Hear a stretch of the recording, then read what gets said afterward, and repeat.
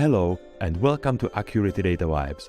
I am Petr Mahdalicek, founder and CEO of data solution companies that assist businesses with their data-related challenges. It's been my privilege to converse with data experts, and I am thrilled to have you join us today.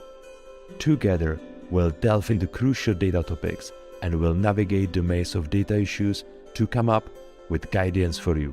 So, let's get started on this exciting journey of data discovery. Welcome to the 7th episode of Data Vibes and the first episode in 2024. Today we will talk about data contracts and why they should be a cornerstone of any solid data governance and data mesh initiative. I invited Thorsten to discuss this topic with me. Some of you already know Thorsten because he was my first guest in the first episode of the Data Vibes. But for those who doesn't know him, I will give Thorsten the opportunity to spread some words about him and about his background. Yeah, thank you, Peter, and welcome also from my side to everyone. Happy to be here again. And for those of you who don't know me yet, so I'm kind of wearing two hats here today. On the one hand, I'm, let's say, the father of the Accurity software that Simplity is providing and kind of evangelist for it. And on the other hand, I'm, as mentioned, professor at the University of Applied Sciences in St. Pölten, Austria, where I'm teaching data management related topics, analytics related topics. We'll get to that in a moment, bit more. Regarding my background, I was before Simplity and also at Simplity, I was working on lots of data management projects where we built basically data analytics solutions, data warehouses, etc., for large organizations, mainly banks. And of course, also from that experience, I can hopefully contribute to the topic here today. I am 100% sure you can and you will. So before we get to the topic, just a short intro for those who are not familiar with data contracts. I see and I talk to many people and they have this challenge in these days that there is lots of data that needs to be shared across the teams, both teams, internal and external. And of course, what is missing is lack of understanding and trust into this data. It's not a question of technology, how the data is shared, or it's not a security. It's more about what the data is provided, how I can trust this data, what I am actually using, when I can use it, and so on. And for this, we see as a very good instrument data contracts, which actually define and brings the clarity between the data producer on one side and data consumer on the other side. And since the consumers are mostly not IT people, I believe that this is very, very much a topic for everybody who is working with the data or who is about to use data that is not 100% under his control or her. Maybe for the beginning, Thorsten, can you give us some very short introduction about what data contract is and in your words, how it is defined? I mean, yeah, exactly. So in a way, you kind of mentioned it already. So basically, a data contract is simply put nothing more than an agreement between a data provider and a data consumer, right? And that could be various environments where this applies. It could be within an organization where the data provider is basically a source system or someone who is responsible for an operational system. And the consumer could be the analytical world, also a system if you wish. But it could be also within, let's say, a data mesh environment where you have data domains and you have a consumer from one, let's say, the customer domain and data from the product domain that is provided to it. Or in a cross-organizational context, in our university environment, we have some research projects going on in the area of data spaces and this Gaia X and this world. Maybe we'll get to that later, where actually data is shared across organizations, and you need to control how you can, or which data is provided in which way and what you can do with it. So yeah, in a nutshell, it's an agreement between a provider and a consumer. Maybe to make it a bit more tangible, let me start with an example from the old days when we did those projects in the banks, right? One project at a bank I remember very well, where you can imagine in a bank the operational systems need to be very, let's say, isolated, and there needs to be a firewall around it, if you wish, because of course nobody can just extract data from it for some purposes, because there's financial transactions running on it, right? So what was done there for the data warehouse side, the responsibility to extract data from the source was of course on the side of the operational system, and there needed to be a clear agreement how this data is being provided to the data warehouse world. And of course, at the time, they didn't call it data contract. It was called interface specification, very technical term. And it started in a very technical way. It started with data formats, data fields, definitions, and things like that. But it very quickly evolved beyond that, because they realized they needed a clear SLA when the data is being provided, by when, and basically how often, and things like that. Because data was transformed in a nightly batch processing, and they needed to have some stuff done already by 3 a.m, so there was not much time. So the data warehouse side needed to rely on the fact that the data is available at a certain point in time from the source. So this SLA part came in. And after a while, they also realized that, of course, data quality problems were causing issues, and of course, consumers on the data warehouse side were complaining. So data quality rules and data quality definitions became part of the data contracts as well, or at the time it was called still interface specifications. But these were no longer technical things. These were not just, data formats, etc. This was data completeness. This was consistency of data and things like that. So once more, at the time they didn't call it data contract, but from my perspective, it was a very early example of basically what a data contract is. Thank you for the introduction. I believe that one thing that I really like on this is that this is not something which is new, invented yesterday, and basically we are in testing period. It's something that it's worth to try, because it's existing for more than a decade, maybe even longer. It involved as many things from some technical need, but as you mentioned in the beginning, it was a big topic for a data warehouse environment, where the big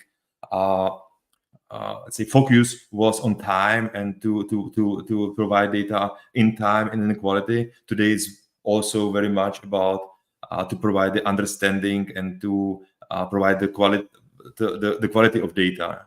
And maybe I will get back, because if you mentioned this specification interface, I believe that everybody can imagine what this means. So it's like most like a technical part of the content. But what about the data quality rules? Is it something like that it's defined by the producer, or is defined by the consumer, or is a mixture of both? Are there any rules how to make these contracts, or can you explain us a little bit more about the requirements or inputs for these contracts, how they are built? And of course, and I mean, that's why I kind of like the term contract, because how do you create a contract in the real world, right? It's a negotiation between the provider and the consumer, and the same applies here. And of course, you asked whether it's a purely technical thing. So of course, as soon as you get into data quality and those kind of topics, is no longer a technical topic, because the IT who is extracting data from the source system cannot do anything about the data quality, right? In the end, it's the business owners or the data owners, if we talk in terms of role names, that need to take care of that. So, which means the players of a data contract, or the parties involved in a data contract, are from both the business side as well as the IT side, because you need to technically provide the data. That's the IT part of it. But you also need to ensure from a business perspective that SLAs and data quality and those kind of things are kept. So both need to be involved, data owners and, let's say, technical responsibles for providing the data. And on the consumer side, it's the same thing. You may have basically a technical system consuming the data. So it's the IT roles that basically they need to be involved, but from business side, the actual users of the data, of course, as well, because you asked about data quality rules, where they come from. In the end, they come from the consumers, but it's a negotiation with the owners, with the providers, whether those wishes can be kept, right? That's how it works. I can imagine that even the fact that you have described the data quality rules and you have this, you provide, how do you fulfill this? It provides already a lot of trust into this data, and actually give me a good, I would say, good starting point if I decide to use this data for which use case or purpose. Maybe talking about use case and purposes, I can imagine that if I prepare some data and I prepare a contract to this data, sometimes there are some limits how to use the data. Is this also a part of these contracts? Absolutely. And let's maybe take a step back and now talk about what is actually part of a data contract. Some examples we mentioned, but thankfully, we don't have to come up with that ourselves anymore, because there is meanwhile actually some standardization effort, at least, that's going on, driven mainly by the data mesh push that gives this topic also a push. There's an example that is recently often quoted, which originates from PayPal, but was then kind of taken over by the Linux Foundation as a standard. And that tries to standardize a template, if you wish, what is in a data contract. And what is in there is actually, besides like fundamental things like name and versioning and those kind of things, there's the technical part, which is like what is the data, what are the structures, what are the fields, what are the field descriptions, which is no longer so technical anymore. We get into the area of glossary and descriptions there. Mm-hmm. Data quality rules, ownership kind of definitions and responsibilities. There's the SLAs that we already talked about, how often the data is provided, when the data is provided. There is also, and you mentioned the term policy. Policy, on the one hand, can of course mean policies in the governance sense, the data quality sense, but also in the security sense. So who can access the data, but also you can, at least in some contexts, you can go beyond that and talk about what can that person do with the data. It's actually, of course, not so simple, because once someone has pulled the data out of the system, technically you can no longer control what this person is doing with the data. But still, it makes sense to put this into a data contract, because some policies may be in you call it enforceable versus non-enforceable policies. Let's not go into details there, but in the end, even for traceability reasons, auditability reasons, it makes sense to write it down, at least what the consumer is supposed or not supposed to do with the data. Imagine privacy laws, GDPR, all those regulations that even give you some input for that. And then, of course, there can be more. But I think what we discussed so far is the main elements that you would usually find in a data contract. Does it all have to be there? No, you can, of course, start simple and grow, as the story that we told you about the interface specifications in the old days. But yeah, this is kind of where it goes. I think actually this is quite interesting, and also for most of the people, because as I see, the people needs data to their daily business, to their daily task. And of course, on one side, the data is the new oil and biggest asset. So it's important to guard it. On the other side, you need to share it. And things like you mentioned, the security and the usage of this provided data, and to have some formal agreement, signed agreement, that if I am using some data, I also take some responsibility and I need to behave. I can imagine it's not only the GDPR and let's say regulated topics, but it can be also finance topics and some let's say sensitive intercompany data that you don't want to use. Or of course, I can imagine that there must be a case like even if the data are not secured, that they are not good for every use case, right? Yeah, and plus, because you mentioned other examples for policies when it goes across organizations. Of course, one thing is regulated reasons, but if you, for example, you may provide data even for money that someone can use, but you have a certain license attached to that data, which, by the way, is of course also part of the data contract. It's a special form of a policy, if you wish. So you may allow that person to use the data, but you now may not allow that consumer, which can be a company, of course, as well, to take that data and sell it further, and or make it it's their own product. So this is licensing topics that also are, of course, part of this. So good example, especially in the across organization cases.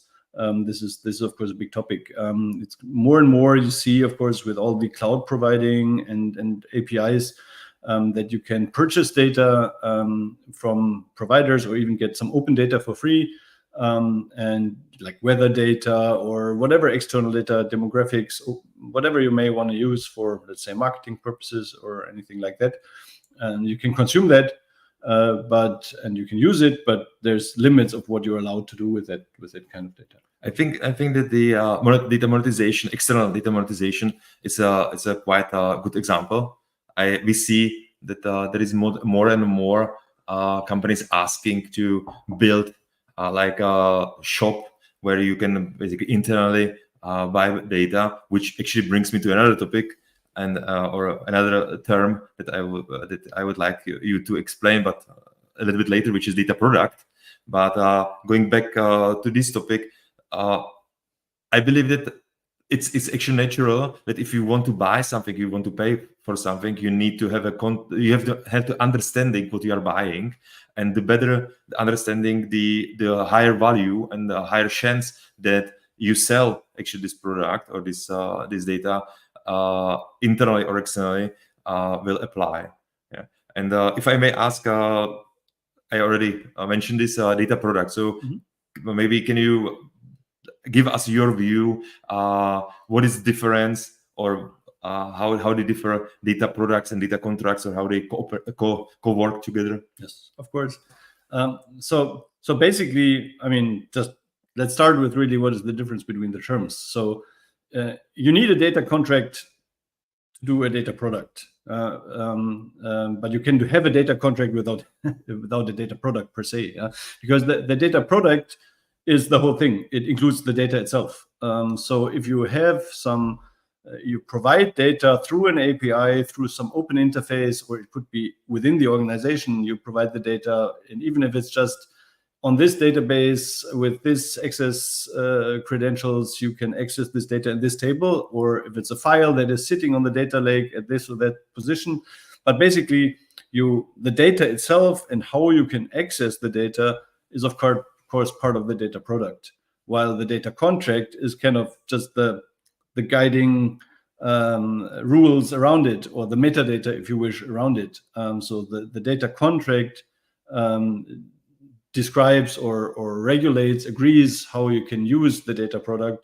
The data product is the product itself, right? What the contract is about. But maybe a few more words about, because you mentioned you can imagine that if you pay for it, of course, you need a contract. And I think this is exactly the idea of the data products and the idea behind this data mesh topic. However you actually, or how far ever you want to go then with implementing it. But the idea is that you should always understand data as a product, as if you would pay for it, even if there's no actual money flowing within an organization. It's still, you need to be able to trust the data. You need to be able to rely on the data, that you receive it and that you will also tomorrow receive it in the same quality, and that you can rely on the SLAs, all these things that we mentioned. And of course, for a product, it's natural for all of us that you have these kind of things. But for some data set that is sitting somewhere on a server, maybe it's not so natural. And I think this is basically what the term data product tries to achieve, is to change this mindset that data is something that is worth something, and that should be treated as something valuable. And as someone who uses it, you need to be able to rely on it and be able to trust it. And data contracts can help in achieving that. So basically, if I understood correctly, they say that the data products is actually the tangible part, and the data contract is basically the part how to make this data product work. Exactly. As much as data can be tangible, but yes. I think they can be very much tangible. And of course, going back just very shortly to the topic of data monetization, I'm quite convinced that if the companies want to really do the data mesh and the data products and let's say the shopping data, they must be a price tag, because if something is for free, it doesn't really work, and people don't appreciate it. And I think that if the data has a worth and if there is a added value, there must be a price tag, and therefore there must be also some contract, and there must be some some guarantee that if I'm buying something, I'm buying the quality as I expect, and if I don't, there will be some consequences. Maybe talking about this, can you give us some idea? So who is usually involved in the data contracts? Yeah, in a way, we talked about this earlier, right? Let's get back to it again. So you have basically you have the two parties, right? You have the data consumer and you have the data provider. And of course, depending on the setup, who defines the contract? Ideally, it's a negotiation. But of course, you always have, like, you know it very well. If you consume a product that is provided by one of those large companies, you basically have very little chance to influence the contract. You can either eat it or not. Yeah? So accept it or not. The same applies here with the data. So for example, if you want to consume, let's say, publicly available weather data in Austria, there is a public data provider that provides that data. You can either use it or not. And there is a contract coming with it, which you either accept, then you can use it, or you don't accept it, then you don't use it, right? But within an organizational setting, of course, it's a different story. There you more get into this negotiation, the classic contract sense.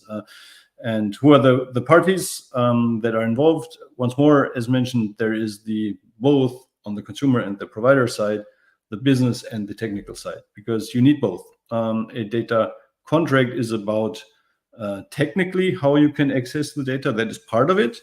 But it's very much also what is the SLA, what is the quality, how you can trust the data, and what it is content-wise, where the business side, data owner, if you wish, as the role in data governance terms, that would be involved.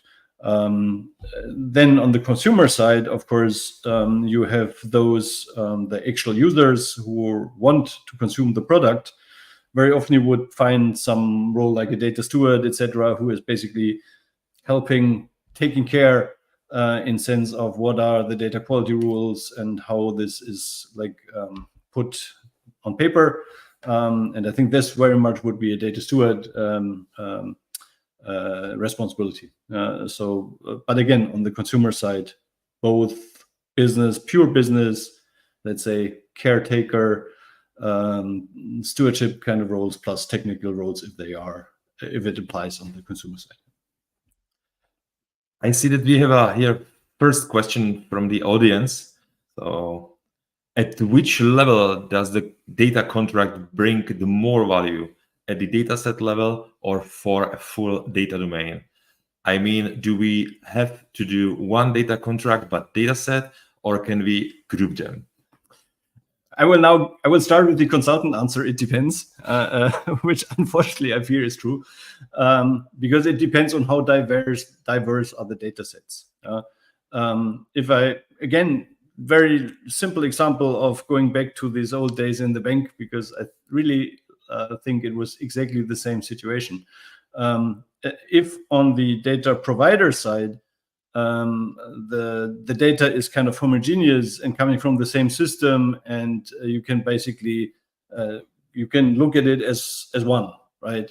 And then it can be one data contract that you make with this data provider, because it's a bunch of tables which you may call bunch of data sets. the data quality rules will differ, but one contract can have multiple data quality rules, right? So that's fine. So in that case, it can be one contract. But if the data is more heterogeneous, more diverse, if you have different levels of quality in the data, then of course it makes sense to separate it. Of course, the other question is not exactly in this question, but it kind of leads over to, is it a point-to-point thing? So every provider has a contract with every consumer, or is it more a standard product kind of thing? So I provide this data and this is the standard contract, live with it or don't. And again, of course, depends on the setting. As I said, if there is a powerful data provider and the consumers basically don't have negotiation power in the setup, then there's most likely one data contract that comes with the data. And if you don't want it, then don't use the data. Once more, very often in the organization, on the company setup, the consumers are actually quite powerful because they are, for example, sales. They are the ones who make the money.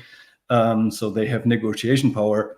So I would absolutely see that maybe they come up with individual contracts in terms of SLAs or data quality rules that they want to see applied to a certain data set or bunch of data sets, if you wish.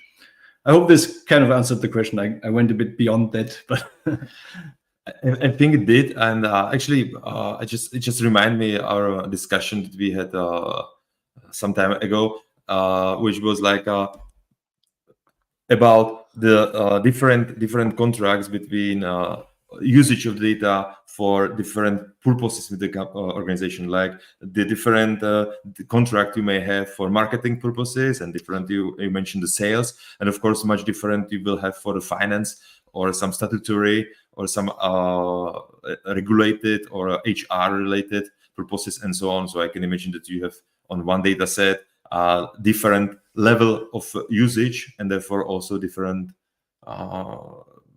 data contracts. And this could either even be different data products, to use the term now, which could be data sets or a bunch of data sets. Once more, it depends also on how you define data set. But it could even be the same data product could in principle have different contracts. How is that? Because it's the same product, right? But even now you can have, if you look at other products, you can different service levels. You can have the premium support or the standard support for the same product. And the same can apply here. In case there's something wrong with the data, how quick will you react? How quick will you deal with it? This is also part of the contract in the end. So yes, you can have multiple different contracts, right? Okay, so I see that we have also some other reactions from the audience. But so let's go back until we get some other question. Let's go back to the to the topic.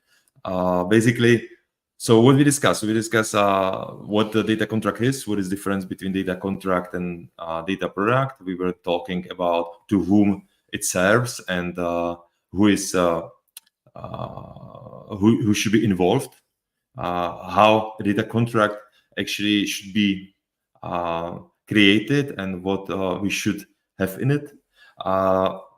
Maybe just, I think that we also mentioned most of the benefits of the data contracts, didn't we? No, I think we mentioned a bunch, right? So maybe you can recap it. Let's maybe do a recap and then we see if we missed something.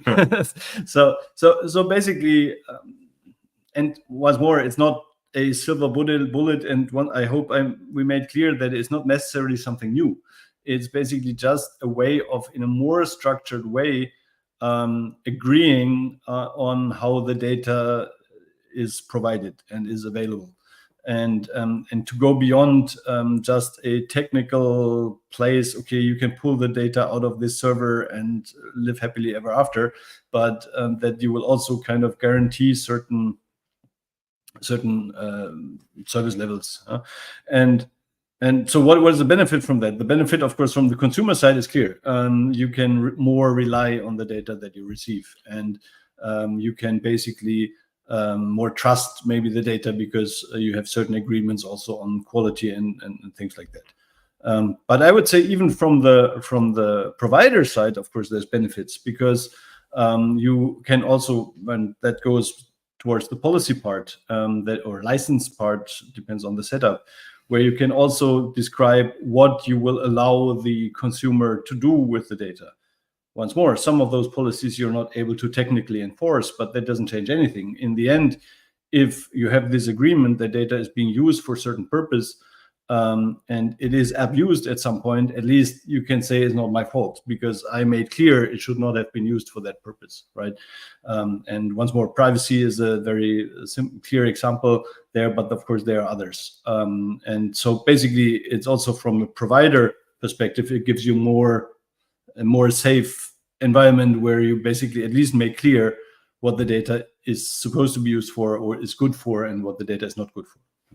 So basically, in a nutshell, the data contracts are the enablers of start using data across the company and basically to share the data across the company. So it's not how to do it, it's not the technical part, but which is not the big problem, but it's actually to make sure that the people can use it because they understand what they use, they understand for which purposes they use it, and they, of course, the other side, the producers, don't need to be worried that the consumers will misuse the data and basically also have some guarantee, a written, a contractual guarantee, as you mentioned, so that the data will be used the proper way. So in a nutshell, is data contracts means start using data across the company, across the companies, and get the maximum of it. And it will also avoid misunderstandings,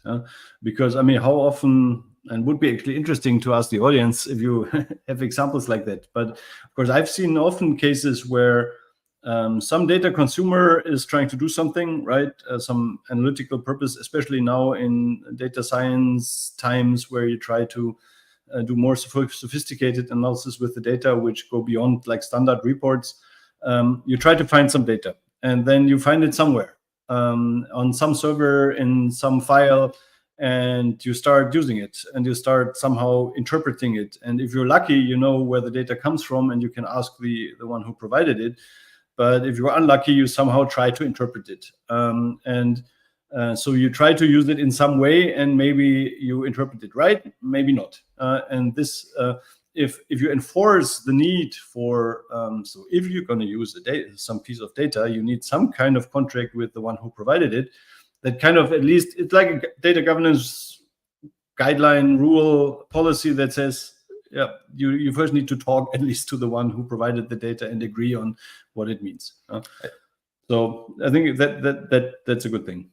Actually, I think that you mentioned actually two more interesting points. One is that, of course, you can be sure that if you build, for example, some reports or some analytics based on data, that this data will not change, or that data will be here tomorrow refreshed, or the day after tomorrow refreshed again, and not hope in this. And second is, of course, that it provides you some, let's say, contact persons. So if there's a problem, how to raise it and to whom to raise it and what actually you can expect. And this is, I would say, absolutely necessary if you want to start building something over some data that you are not under control, that you have this guarantee that the data will stay in the same condition, in the same quality, and in the same, I would say, refresh frequency, so that you don't build your, for example, reports or dashboards and everything get ruined after a few weeks because the data disappeared or they will not get the quality anymore. Exactly. Yeah. Okay. I think from my perspective, maybe the last thing that we didn't touch yet, and it could be interesting as well, which is not, I would say, directly connected to this, because this is, I would say, technology independent, but in which part of the data governance tooling would you see this? It's a one, or it's a many? Yeah, or even on like how you can start and where it can lead, right? Exactly. I mean, I'm again quoting this example that we mentioned earlier. This was actually I think it was even Word documents, was not even Excel's in the beginning, at least, that were where this was written down. And of course, it's better than having nothing, right? But of course, in the end, if you go also into a data mesh, data product kind of setup, you need to be able to find your data products, and the data contract is part of the metadata of the data product. So actually having this in a tool, call it repository, call it data catalog, call it data governance tool, but to have this in a tool, in a central tool where you can find this, applying, let's say, fair data principles, so you can find it, access it, and rely on it, that makes a lot of sense. But I think it's also a maturity kind of thing. You can start simple. You don't have to have all those elements that we mentioned earlier in a data contract, but having one with at least responsibilities and names on it is already a good step forward. And then you can basically evolve or move forward from there, maybe to some tooling which makes it more accessible. And maybe integrate it even in some platform that gives you actual access to the data. That is, of course, then the best setup. Actually, I like what you say in the beginning, because I think that this is something that it's actually applied to a lot of things around data, which is you actually don't need for the beginning some special tool or some special technology. It's actually more about the approach and about to start thinking how to work with data more efficiently. And then, of course, you can buy some expensive and some comprehensive tool which helps you to get the context more quickly. But it's not necessary for the start. And I see that we get some other question from Belgium. So regarding the who should be involved, it seems that a lot of people are around the table. Don't you think it could jeopardize the process? Well, let's start with one thing. First of all, it's, of course, you don't put these people on a table and give them an empty sheet of paper and say, now start negotiating the contract. There should be guidelines, templates, things like that, which are provided by some kind of a data governance organization, ideally, that you have in place. So if there is a data governance board or committee or something like that, on that level should be agreed what should be in the contract, what should not be into the contract, what are general rules that may apply to all data products and don't need to be part of any of individual contracts. For example, in Austria, we have those collective agreements if you are an employee, right? So there's large part of how much vacation you have and all that kind of stuff is already defined. You don't need to individually negotiate that with your employer. And I kind of like this analogy because it's the same thing here. You may agree on certain things in general, and then they don't have to be part of an individual negotiation.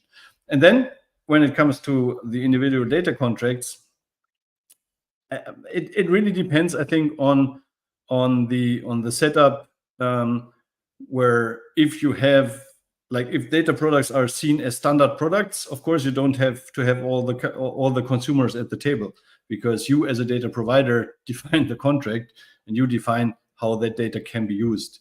If you have a very powerful consumer, they may want to negotiate and they may have the power to negotiate, and then I think it's fair that they do. But I think it's not always, when I mentioned those roles earlier, it doesn't mean that for every single contract they all need to sit there and start negotiating. But it's in the end, those roles need to be involved to make a data contract and a data product work. But they may not all have a word in how the contract is defined. Does that make sense? Isn't it actually like more like this roles are like supportive roles? Basically, you have, as every contract, so you have basically just two sides. The one who is providing, whose sides, okay, I'm providing, the sides who is accepting or who is buying.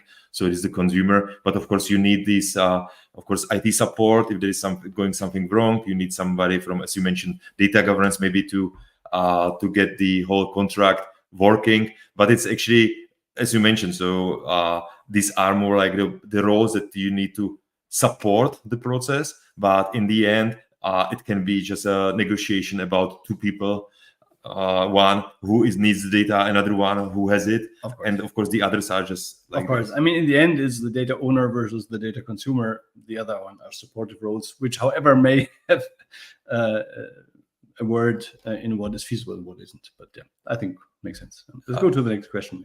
Yeah. So I've seen that we have got one from Lars. How would you describe the areas where a data contract intersect with a contemporary data processing agreement? What are the common elements between them, and how are these implemented in practice? I think, of course, this could be a whole new data vibe session to go into details here, but at least in a nutshell, how I see it. A data processing agreement, of course, is something that you have on an organizational level. Like if you are a data processor in the GDPR sense of the term, you make this high-level agreement that, yes, I'm the data processor for you and I can do these things. It's much more high level, but it, of course, and it covers the different pieces of data that fall into this agreement, right? And for me, a data contract is actually what breaks this down to the tangible items, to the data products, sets, however we want to call them. And of course, the data contract is not just addressing the elements of a data processing agreement from GDPR perspective, but also other aspects, more technical aspects, accessibility aspects, which don't matter so much in the sense of a data processing agreement. But yes, those part, the policies that we mentioned, what are you supposed to do with the data, what you're not supposed to do with the data, and things like that, how you need to take care of the data, data quality-wise, etc. This, of course, is also part of the data processing agreement. However, the data processing agreement is high level, and the data contracts are much more granular because they deal with the actual data sets. But yeah, they're definitely very related, and one basically breaks down the other, or one implements the other, if you wish. I can imagine that basically you can have in the data contract mention that these data are related to the data protection, because also from the data set itself, maybe people don't understand, or they don't realize that some of these data are related to some data protection rules. Mm-hmm. And we got another question, which is great. In an organization, who then signs off the data contracts? Is the CIO the main signatory, or business also involved? So that goes back to what we discussed earlier, right? I think it's largely actually business, because the whole story about data quality, etc., is not something that the CIO can even influence, because the data is maintained by business and can only be improved. The data quality can only be improved from a business side. So definitely data owner as a role would be, I would even call maybe the main signatory from a provider perspective. Of course, there's also the technical aspects. And okay, if you are really in a data mesh setup also from an organizational perspective, so you have a data domain which kind of cross-functional provides the data, technically as well as business-wise, maybe that domain is the one who signs it. But in many organizations, that is not the case, obviously. And that's why I mentioned always earlier, the IT side and the business side needs to somehow sign it off, because the IT side needs to make sure SLAs are kept, and technically the data is actually being provided regularly as agreed. The business side is responsible for the data quality and how the data is taken care of. So both sides are important. And once more, in the examples I've seen is also, this was exactly what was happening, that there was an IT responsible and a business responsible for the data.